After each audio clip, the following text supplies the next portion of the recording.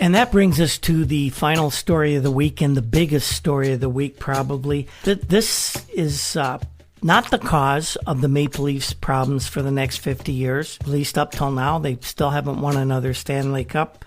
The team has never been really where it should have been, except a couple of near misses in the 90s. But this was a catalyst that enabled the hot mess that the Maple Leafs were about to become to actually take place. I'll read the story. There's maybe some very dry stuff in here about finances and that, but I want to give you the whole story. In fact, the Toronto Star sports editor Jim Proudfoot put this report together of how the news broke in 1971. Harold Ballard and Stafford Smythe acquired total control of Maple Leaf Gardens when they completed arrangements to purchase 196,220 shares controlled by Toronto Telegram newspaper publisher John Bassett. The deal was worth $5,886,600, and it was scheduled to be closed at the downtown office of the Toronto Dominion Bank on Monday, and they're lending the money to Ballard and Smythe. Negotiations for this purchase were concluded late Sunday evening. The transfer price agreed upon was $30 a share, slightly above yesterday's market figure, which was $29.25. The signing ceremony was arranged in the office of Alan T. Lambert, Toronto Dominion chairman and president.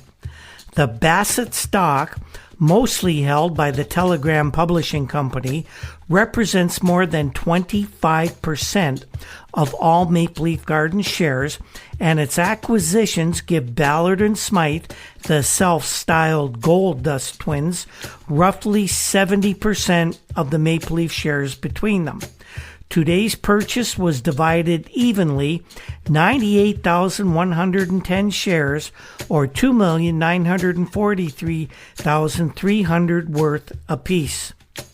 In another transaction consummated yesterday as well, this is Monday we're talking, and announced today, Baton Broadcasting Limited, a company that John Bassett controls, acquired 99.45% of the Toronto Argonaut Football Club for roughly $2.25 million.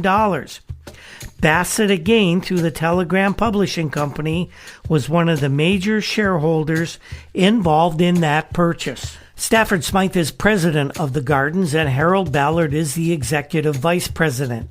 Bassett was chairman of the board of directors until he resigned this past January.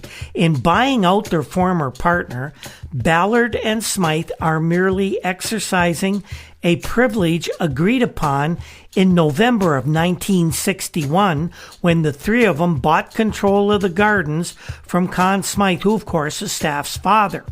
At that time, they acquired about 20% of the stock each, and that was at a cost of $40 a share.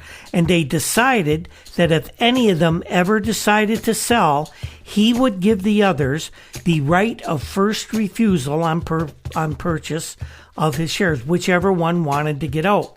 That original stock was split 5 ways in 1965, so that those 40 items in effect are selling today, almost 10 years later, for $150. That was after the 61 purchase.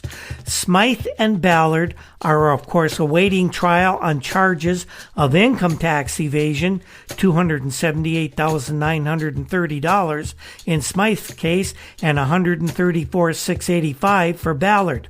In addition, they are scheduled to appear in court September 27th, when a date will be set for their trial on charges of theft and fraud involving what else?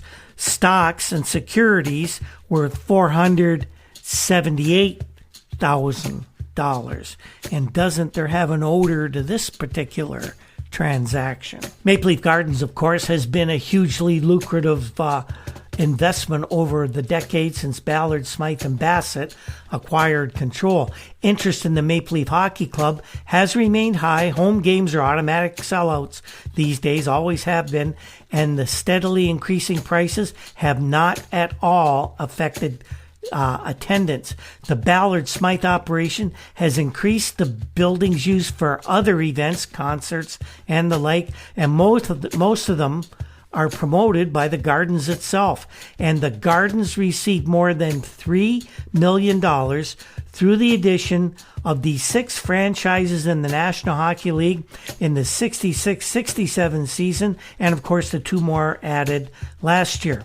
In confirming the sale, John Bassett said, "The complete holdings which I represent, those of the Telegram Publishing Company and of Baton Broadcasting, and the personal holdings of directors of both companies and the members of their immediate families have been sold to Smythe and Ballard.